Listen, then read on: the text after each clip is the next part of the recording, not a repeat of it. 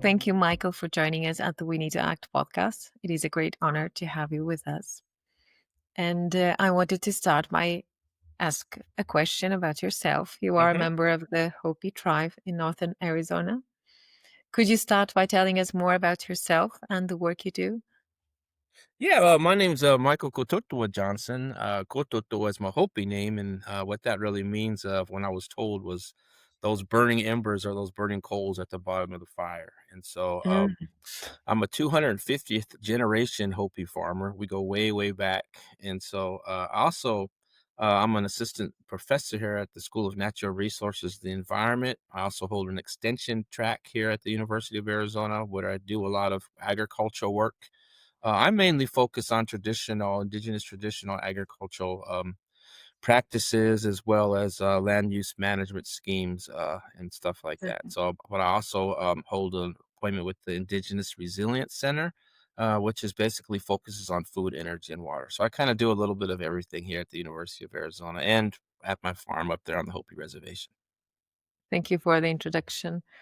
We are witnessing soil degradation, extreme weather, rising temperatures, and increasing water scarcity all over the world.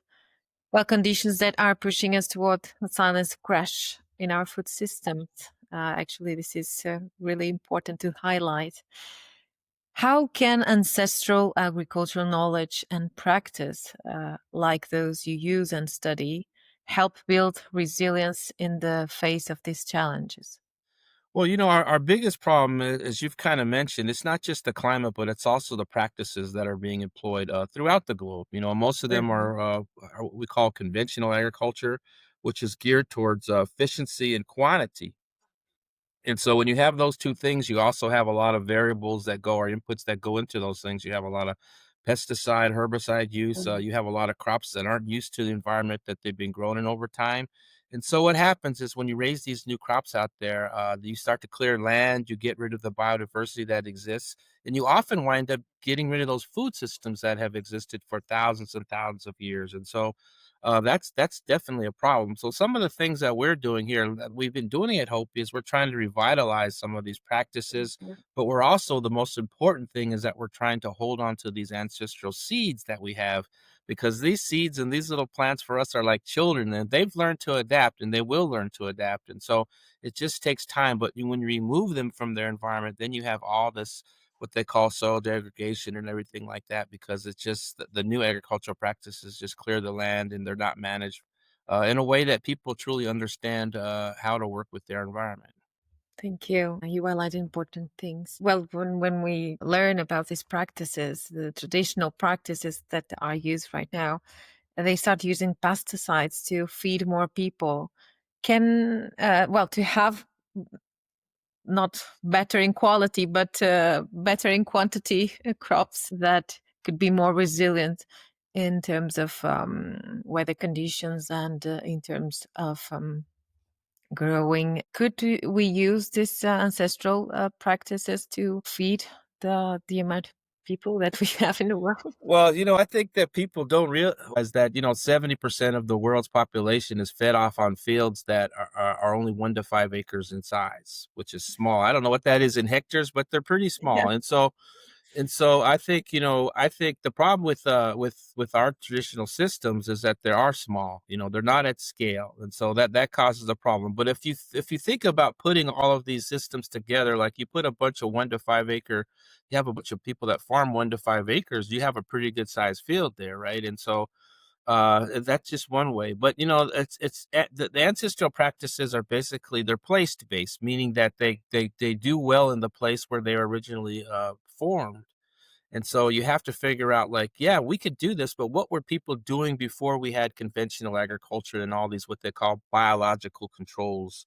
What can we do? And so you have to kind of look back at the history of your countries and the places you live in. What were people growing back when they were growing things all the time and everybody was growing stuff? And so, you have to go that far back in order to revitalize the system. Right now, people, at least here in America, they don't know where their food comes from. There's no labeling hardly.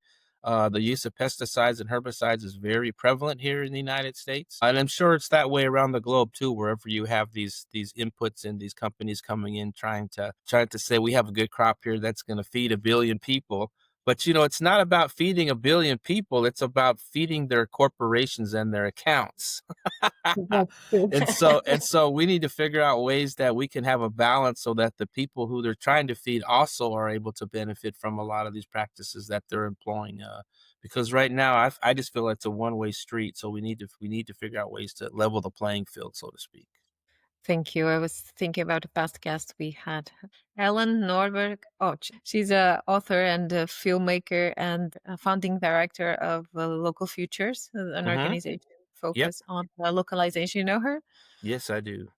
Okay. See, we were talking about the importance of going back to local communities because she experienced in Ladakh the effects of globalization and the impact it had. Hmm. And you mentioned about these big corporations and their journeys towards maximization of profit and maximization of agriculture and these systems. Is this the answer, going back to local communities and empowering them? It is the answer, but you have to understand that, a lot of these empowerments and a lot of the old ways of doing things are very labor intensive.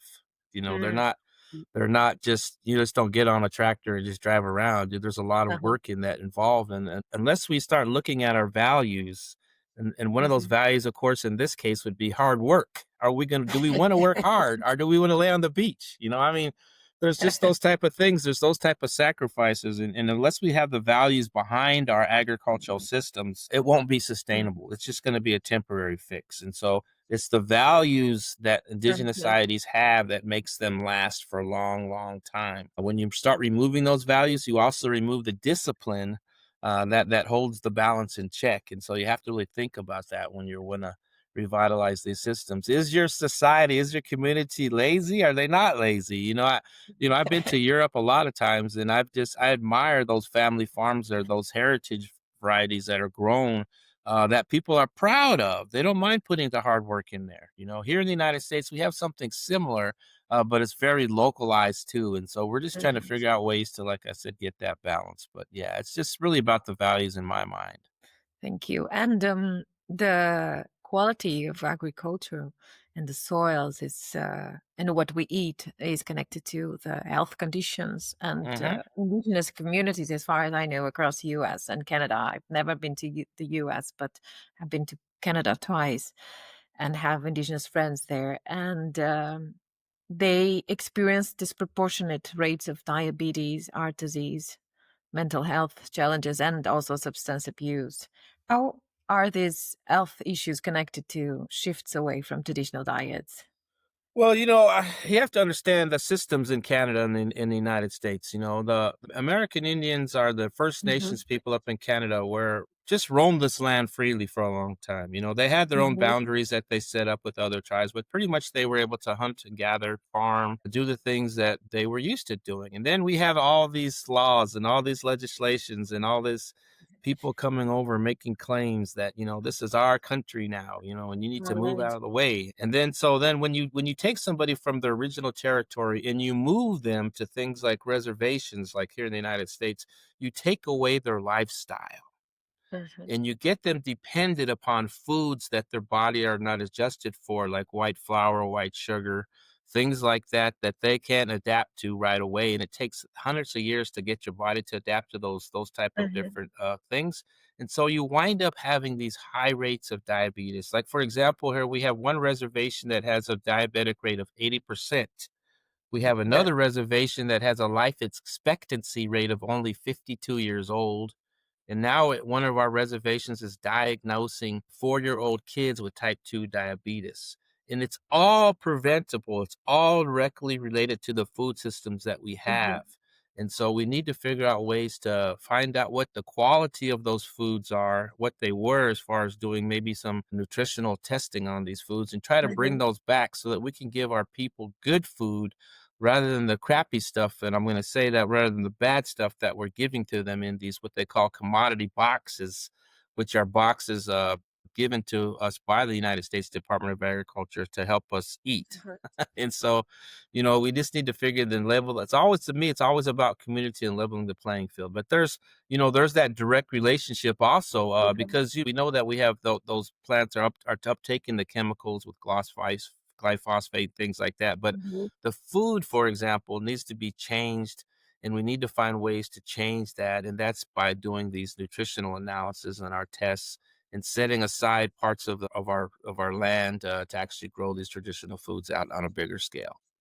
Well, those stats you just share are incredible and really sad to hear that, Yeah. especially for children, the Mhm. 4-year-old children with diabetes. Mhm.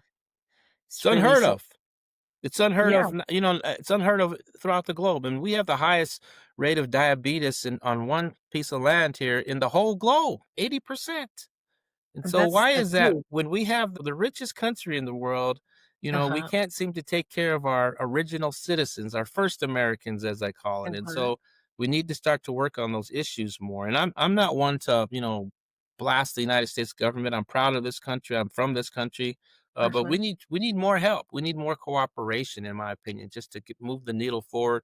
So that not only we could help our people, but if you look at Mhm. rates of diabetes in this country and everything else, it's off the charts too. So to help all people, it's not about just helping one segment over one society over another society. It's about helping all people. And that's the indigenous perspective, is to help everybody, not just ourselves. And that needs to be uplifted. And so I just want to say That's that. true. Yeah, and indigenous communities are the one of the most impacted by climate change and the environmental crisis we are Mm-hmm. facing, and which connects it to the agricultural practices too. Mm-hmm. And if they are not having a good diet, they are even more vulnerable to this Yeah. condition. Yeah, Mm-hmm. being more impacted. How could that change? Besides the support you need Well, from the I honestly think, I hate to use the word subsidations, I mean, subsidize when yeah, you subsidize something, but, I feel like, here in America, we get these SNAP cards. That's one of our biggest that's systems to fast get food, to right? give food. Yes. Well, SNAP is a card that you can go to the grocery stores and you can buy groceries Okay, from it. The government okay. gives you that. It's a form of what they call welfare. And so, Mhm. but the problem with that is that you can use those cards at places like a Trader Joe's or a Whole Foods, which are Yeah, basically our organic stores here in the United States, good. but they don't go that far because the food's more expensive there.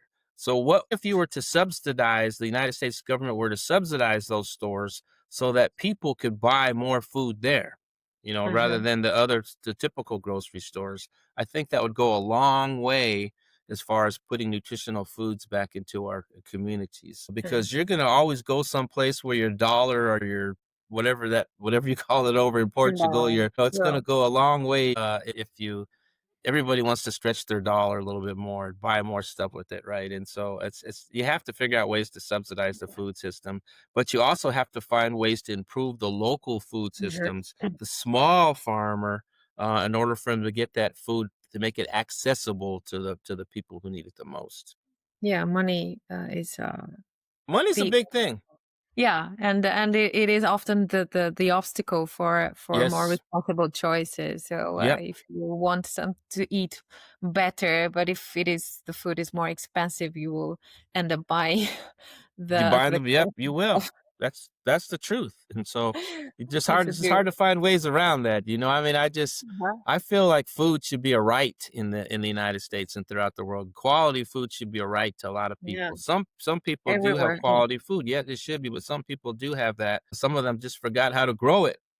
I think when your taste buds change, it's Mhm. it's just you wanna go something to what your taste buds are used to, and if you're used to eating Mhm. potato chips, that's what you're gonna Yeah. eat, right? And so, there's a big difference between the texture of foods that I see in Europe when I put them in my Uh-huh. mouth compared to the stuff I have here in the United States, unless it's my own crops, my own food. That's a big Uh-huh. difference in that too, but, I just my hat's off to the Europeans and their countries and for, some of the people that I think it was one of the countries that I saw that they disallow, that Uh-huh. they don't validate those. I think it's 1,000 different types of chemicals that people put into their food like we do here in the United States. They don't have as near as many what they call ultra processed foods, Uh-huh. which contains all those things. And so that's, my hat's off to Europe on that part. Yeah, our regulation is more tight in terms of what we put Yeah, it in should be. terms of It should be. chemicals. Yeah. But anyways, Yeah, that is good. That is better. Oh, well, I had another question regarding yeah. the funds from do you receive proper funding from your government to help you support and start your own agricultural practice so you could foster Well, that, or nah, is it not it's enough? kinda here in the United States, we have different land classifications, and so, Mm-hmm. if you can raise corn on that or you can raise Mm-hmm. soybeans on that particular land, and you wanna be a farmer, you try to take a loan out from the bank, and that's gonna cost you a heck of a lot of money. It's almost like buying $1 million house, that nobody can afford, and so Mm-hmm. it's just very hard to start your own farm because property here in the United States is pretty expensive. And places that you can plant Mm-hmm. things is also very limited too. It goes by region, and so it's all about taking loan from a bank. And sometimes the bank won't give you the loan if you don't have the credit Right. or the collateral in order to get the loan. And so Mm-hmm. it's very difficult for people to do that here in the United States. In fact, we're losing farmers left and right all the time. I mean, it's just the way it is, but that's what happens. And so it's very hard for us to get new farmers out there. The indigenous tribes here, we do have the land. I mean, Hopi, for example, was not relocated. We were not moved from one place Mm-hmm. to the next. We've always been there, and so we're able to farm our land still. Which is very remarkable. Our system up there is an outlier because we don't irrigate our crops, and we're still able to raise crops that do require a lot of water, like corn, melons, beans, squash, because those crops have adapted for over 3,000 years, Mm-hmm. and so they don't need as much water as the stuff you would buy at the grocery store or a country that has like 30 inches of rain a year. I see.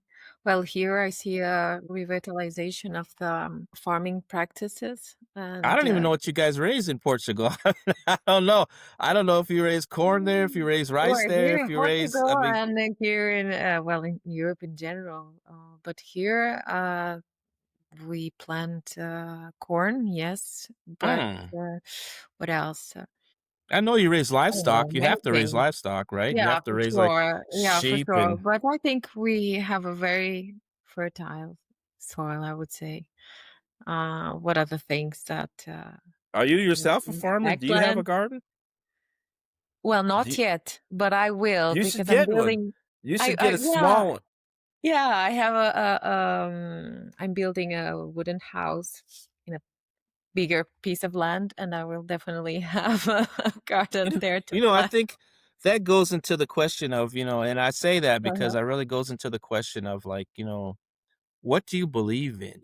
And for Mhm. us, our cultural belief systems are geared around farming. I mean, when we arrived, we believe the mythology tells us that when we arrived to this world, because there were three worlds before us that were destroyed, by the way, because of our own Mhm. immorality.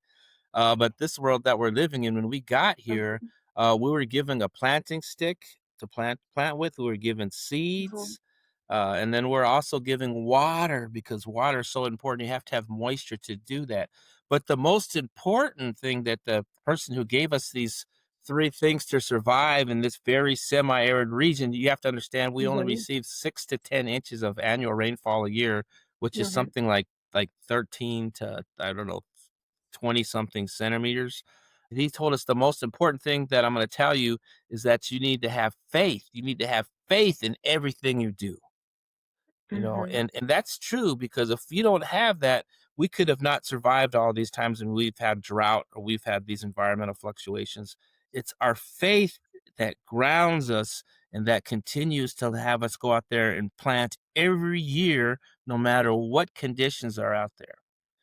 And so it's that whole cultural belief system. Our belief system is Mhm. integrated and tied deeply within our agricultural system. For example, when you have a baby that's only a week old or so, Mhm. he or she's put a small little piece of sweet corn pudding in their mouth, raised to the sun, giving their name, and so that little sweet corn will tie them to the land because that's from the land. It's a very beautiful time when we see that. And so it's how integrated we are with our system. And with that integration, like I said earlier, is our values. It's our values. It's 3,000 years of values that allow us to be in the same place and raise crops. Not every year, but enough to help us survive or have helped us survive from past to future and probably in the present. So Thank you for sharing that experience. And I'm intrigued by that story you mentioned about the four worlds. Is that your creation story? The Hopi. well, How is it's well, the creation story was coming out of the third world. I mean, the three worlds were destroyed by all different natural disasters. We had, we had fire that destroyed the uh-huh. world. We had ice that destroyed the world, and we had flood, a big flood that destroyed the world. Mhm, Water. And so we're into this world now, which is the fourth world. And so we mhm, believe at some point there'll be a fifth world, and this one will also meet its same fate because humanity, myself, puts itself above nature and things like that. It doesn't know how to live with what's around it. And so once in a mhm. while, something tragic happens, and that's what goes. It might not be in my lifetime, but I believe these things to be true. It's just the way it is. Seems like as civilizations have do advance, they just disappear after a while because I think it's too much technology, too much stuff that people forget about. They quit caring about each other, Exactly. try to be themselves, and it just goes awry. And that may sound kind of far fetched and a little bit philosophical, but I really believe that, and that's because people have lost their values. It's And true. so that's where I'm at on that and stuff like that, so It is food for thought, and I it is think it's food for a thought. good. It's a good reflection, and I think this type of stories are a reminder of things that we have lost, as you said. A Yeah. sense of community, talking to each other, communicating, and technology won't save the world. No, But I mean, I mean, we hope it would, but I just don't think, for example, you have seed banks in Norway, you have a big one here in the mhm, United States, and we're just keeping these seeds in there. But what happens when we take them out and we try to grow them in under different environmental conditions? They won't do as well. They won't thrive as well. And so we just have to check that box off and say, well, that's a good idea to save this genetic material, but mhm, but if we can't raise it, what good's it gonna do? And so, that's just my philosophy on that. that's true. And there has been a growing movement around regenerative agriculture as a way to heal soils. And from your perspective, how does this approach align or differ from indigenous agriculture traditions? Well, I'm 100% behind the regenerative agriculture movement because it attempts to fix things that people have messed up. Uh-huh. And Yes. so, but I'm also very weary that, we look at Mhm, regenerative agriculture as just a process of fixing things. And so when you talk about regenerative agriculture, I've spun it around where I have a different definition that does mhm. involve, cultural belief systems and values and things like that. And so it's a little different than what I'm looking at, but I support regenerative agriculture 100%. It's just A to point B because regenerative agriculture for those people who are going to move away from their conventional farming, Mm. it requires time to let the soil rest and the things to do like that. And some people just don't have the money to take their field out of production for 2 to 3 years because they need that money to feed their families. And so it's kind of things like that. Again, circling back to the cultural belief systems, as you mentioned, strongly mentioned during this conversation, how does they shape the way we treat the land, understand our relationship with nature, and approach agricultural practices? Well, it's everything.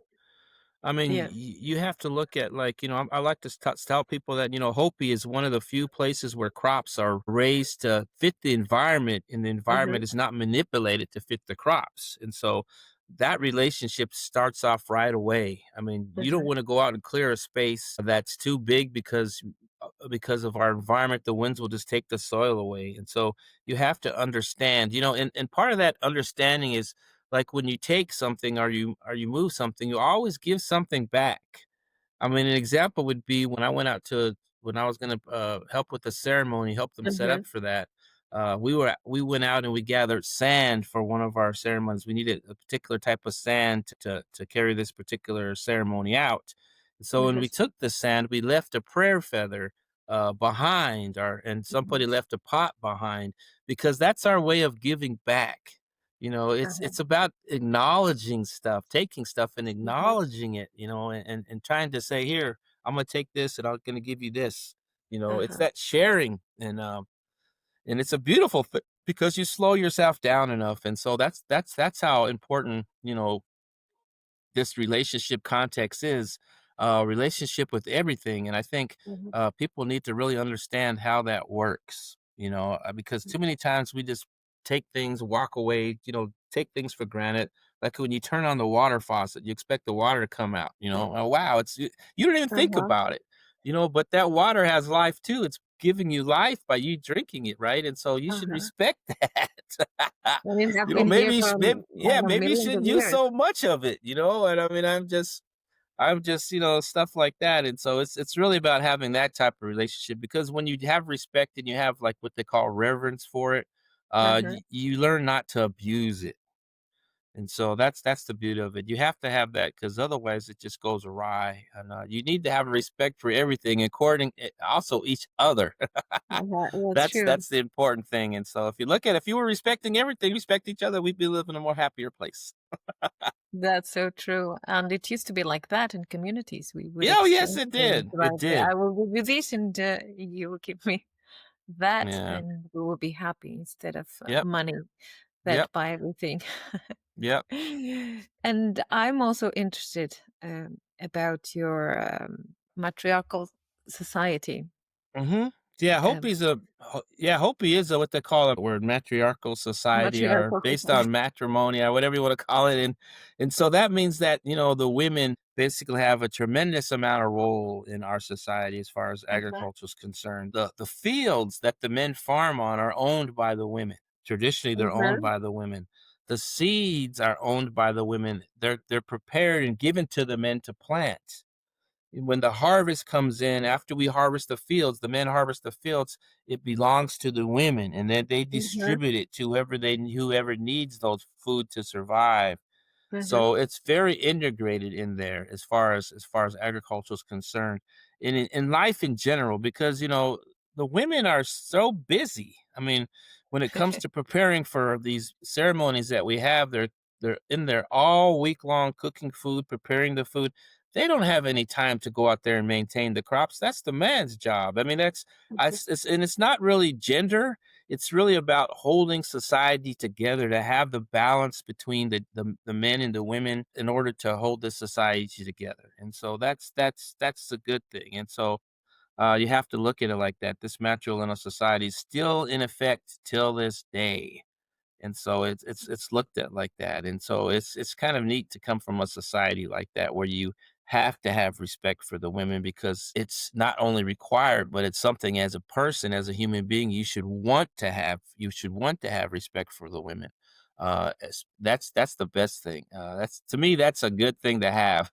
Uh-huh. Because if you get your mother-in-law pissed off at you, you won't get any Uh-huh. seeds or anything like that. So it's kinda, be on your best behavior type of thing, and I think that's important that we all Otherwise, you won't eat. yeah, yeah, otherwise you won't eat, so it's kinda like that too, so, it's I kinda joke around about it a little bit, but, in all seriousness, it's a good Uh-huh. thing to have that, those 2 societies or those 2 people talk to each other because it's important. Communication's always the best thing, and Uh-huh. to understand something first is also a good thing too. You should have a great understanding of somebody or something before you even open your mouth if you can, because it makes communication a lot better that way.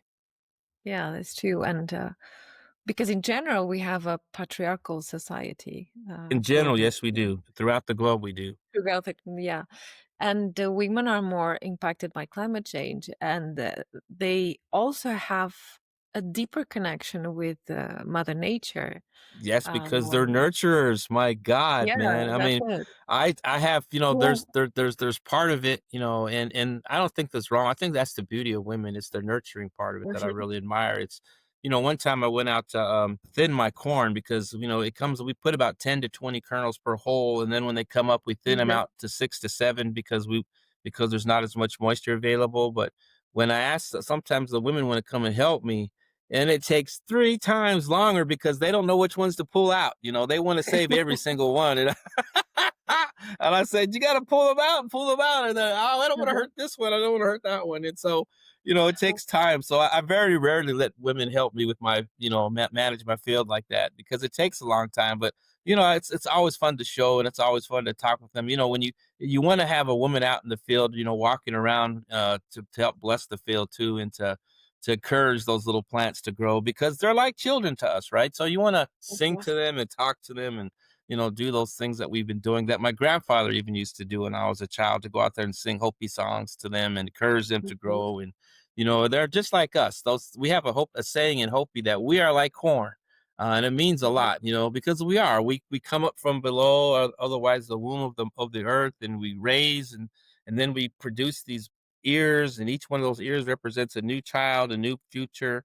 And so it just always leaves us something. And then when that plant dies, we put it back. We knock it down to give it rest, and Uh-huh. then it provides us all this other stuff. It's really a cool way to look at life, and Uh-huh. it's something that we all should step back and look at. I always like to tell people, we should watch that little bug cross the road once in a while to slow our minds down because we're always go, go, go, go, go. We needed to slow down a little bit to look at the nice things in life, the beauty of life. Uh-huh. And so I'll just leave it at that. Sorry if I get a little philosophical. That's just the way I am. I'm geared No, like that. it made me thought about a lot of things, and because if we pay more attention to nature, because our connection with nature has been decreasing a lot in the past 200 years, I think 60%. There was an article a few months ago saying that. And if we paid more attention to nature, we had all the answers there. Right? We Hmm. didn't have to look, and Nature, we had to create a science. There is a field of nature study based. or called biomimicry, right? Biomimicry. To study nature. Um, There's, what cracks me up. It's just, we have the solutions here, but we give them those names: yeah, that's biomimicry, it. regenerative agriculture, permaculture. You know Yeah. what? You know what I call traditional ecological knowledge? You know what I call that? I call that the things my grandfather taught me, because that's what Exactly. it is. That's what it Exactly. is. But we make names for something we shouldn't really make names for. We should just call it what it is. Nature's nature. It's a beauty. We should understand it. We don't have to give it all kinds of fancy names that people can't Yeah. understand. There's a lot. I Uh-huh. bet you if you went out to the public right now and you asked your own people, so what is Mhm. biomimicry? I bet you they wouldn't even know what it is. But then if you Exactly. said, if you said Uh-huh. then if you said, like, look at, is your house made of natural material? That, yeah, that's biomimicry. It's it's Uh-huh, it's yeah. it's just, Fancy it's word. breaking it down, and I think It that's, I tells, mean, right? I love science, but I think science sometimes needs to be broken down where people can understand it, because there is Yeah. some very good science out there, but people don't understand it, so they don't appreciate it. It just kind of goes Mhm. by their head. But we need to figure out The better other ways of day communication. I was talking to Uncle Kimokeo, Kapahulehua from Hawaii, and he was saying to me, well, today the word is sustainability. Yesterday the word was life. Mhm. So, as you said, so yesterday it was life. It was part of life being sustainable. Uh, and now it is a fancy word we use And we as. don't even know we don't even have the real definition of it either. I mean, that's the problem. We're using words where they can't really be defined, and so it's Mhm. just it's just trying to be fancy. It's just trying to be fancy. And I'm not Yeah. about fancy. I You like are I like nice fascinated. cars and I like other things, but I try not to be in a fancy world too much. It costs too much. So, anyways. Yeah, that's true. And as we approach potentially catastrophic climate scenarios and exceed key planetary boundaries, what does the Hopi cosmovision, and we mentioned that before, you mentioned that already, say about this moment in time? Are you hopeful about what comes next? There's always hope. I mean, Uh-huh. when people talk to me, say, "Man, you always talk about hope," because you have to have that. It's Hope is built upon faith. And so we have a petroglyph up at Hopi. A petroglyph is a carving into Mm-hmm. the rock, and Mm-hmm. and on this rock you'll see this square, which will represent this world. You'll see two lines that come parallel to each other out of this thing, Great. and on this lines, the top one has a jagged staircase, and then it just ends, Mhm. boom, and then there's a bunch of people, uh, holding each other as they start to approach the staircase. Now Mhm. down below, you'll see a guy hunched over carrying his planting stick and going through his little fields of corn, and his line goes Mhm. off the rock. It goes way off the rock. And so what's that's telling us is that we're living in a time where those that little staircase represents all the conveniences, all the modern things of Mhm. that we're living in the present that we will encounter. And what that path says when it ends abruptly like this is that if we go that direction, it's just going to Mhm. go boom, it's going to collapse. But if we hold on to our belief system and our agricultural ways that we believe as Hopis, then that line will continue on. Our lives will continue on. And so, what's unique about those two pathways that go across those two parallel lines is Mhm. that just before that staircase, there's a line that goes down that connects the two, and Mhm. that's what I call the choice line. We can still go back down to grabbing to our values and trying to live the simple life, and then we'll keep going on. But that's the uniqueness of that prophecy. It's called Prophecy Rock. It's called Hopi Prophecy Rock. And if you look that up, you'll see pictures Mhm. of that and you'll see what I'm talking about. And that's the way that I was told when I was a young kid by my grandfather. My grandfather told me that story. And so and I really believe that. And I believe sometimes that I am that line. I'm creating choice for Mhm. you. I'm giving you the option to actually see things a little differently than what you're seeing right now. And so that's where I'm at. And so, that's how I'll leave it at that. That's how I'll answer that question. We all have a choice, but will we make the right one with the information we have? That's the thing we have to ask ourselves. Will we make the right one? And then Uh-huh. what is the right one? Right. And so I'm just giving you some food for thought there. Uh-huh. Yeah. Well, that touches ethics and many other things, like Yes, it what is the does. right choice. Yeah, And I can't tell you to go to church every day. I can't tell you to worship this way or believe in this or believe in that. It's your choice. Hope told me one time, an old guy says, I can tell you this, but it's your choice. I can't tell you anything else. You have a choice. So make your choice. yes, free will, You free have will. free will. And that's what gets us in trouble too much too, I believe. Too much free will, Mhm. and I don't know. I'm very methodical in how I approach things, but I just have my own experiences, like you have your own experiences, and we do Mhm. what a lot of times we go where it feels comfortable, and that's not always the best path, right? That's not always the best. It's good to be challenged once in a while, and things like Uh-huh. that. So we have to look at that. But yeah. Anyways, That's important. Important reminder to leave our comfort zone, yes, exactly. Nothing in life comes easy. out of the box. Yeah, Well, yeah. my dad used to call me when I was growing up, he used to call me Easy Mike, and says you're Uh-huh. easy trying to be easy Mike, and I got into some trouble as a kid often, and so because I was trying to do things easy, trying to take the shortcut, and Uh-huh. it doesn't always end up good that way. That's so true. Well, this has been a really interesting conversation, Well, thank and you. we could continue with this conversation. It has been also funny. And you mentioned something really important, and nowadays that is like we have lost the sight of our values in general, not only in the US but globally. We are disconnected. We are alienated from many things, topics. We don't seem to care anymore. We don't live in communities. And do you have a final message you would like to share with our listeners regarding that? As you highlighted so You almost beautifully, made I me like. depressed. You got me depressed when you were talking. I was like, God dang, she must have a hard life. But I always like to tell people, you gotta have faith in whatever all the things you do, like I was told, because there's if you have faith in something, you have hope in something. And Uh-huh. what one of the things that I like to tell about real quickly is a story that I had in 2018 when I Mhm. was, I saw that year that we were gonna have we were gonna have a good crop or any crop at all because the Mhm. soil was really dry. But my Mhm. faith tells me to plant anyway. So I reluctantly planted. I only planted maybe a small part of my field. And then all of a sudden in August, after 3 months later, we got a big giant rain and those Mhm. crops came busting out of the ground. And I was like, man, I got enough to harvest to eat fresh, and I went and gave it to people. And if I didn't plant, I didn't have that faith, then I would not have hope. And that's what I want to tell people. Faith brings hope. And if you practice that, you will find those opportunities. If you take time to look, hope is always there, and to never give that up, never to give up hope. That's my message for today. Thank you so much. Thank you. It was a great pleasure having you here. You too. Thank you for hosting me. I really Thank you. appreciate the work that you're doing, by the way. Thank you so much.